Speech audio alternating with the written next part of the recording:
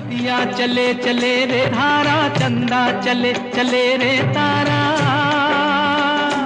तुझको चलना होगा, तुझको। राहुल गांधी के कांग्रेस के फिर से अध्यक्ष बनने की जैसे ही सुगबुगाहट तेज हुई, तुरंत आरएसएस सक्रिय हो गई माहौल बनाने के लिए कि कांग्रेस परिवारवाद से बाहर नहीं निकलना चाहती।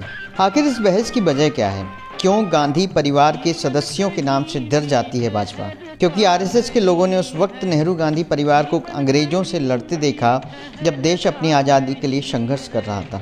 उन्हें मालूम है जब विपरीत परिस्थितियों में नेहरू गांधी परिवार के लोग देश के लिए लड़ सकते हैं तो वे किसी भी परिस्थिति में किसी से भी लड़ने के लिए खड़े हो सकते हैं, बल्कि क्रांति का नेतृत्व भी कर सकते हैं। ये तो जनता को समझना होगा कि जो लोग भगवान राम के नाम से वोट लेते हैं वो सुबह उठते से ही विरोध के नाम पर ही सही सबसे पहला नाम राहुल गांधी का क्यों लेते हैं, क्योंकि उन्हें मालूम है जब तक देश पर मर मिटने वाले गांधी परिवार की खिलाफत कर उन्हें निकलने से रोके रखेंगे तब तक ही उनकी झूठ और फरेब की दुकान चलेगी।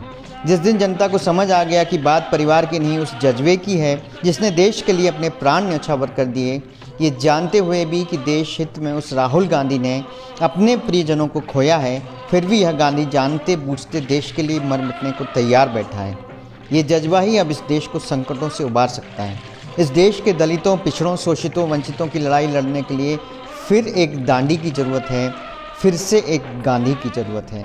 राहुल जी आगे आइए और सिर्फ कांग्रेस का नहीं देश का नेतृत्व करिए। बिना डरे बिना रुके अब निकलना होगा, चलना होगा। इस देश की आज़ादी के लिए लड़ने वाले वीरों की भांति तुझको चलना होगा, तुझको चलना होगा, तुझको चलना होगा। राहुल गांधी पर ये लाइनें एकदम फिट बैठती हैं। ऐ सियासत में तेरा खोया या पाया हो नहीं सकता, तेरी शर्तों पे गायब या नुमाया हो नहीं सकता। भले साजिश से गहरे दफन मुझको कर भी दो, पर मैं नेहरू हूँ, इंदिरा हूँ, राजीव हूँ।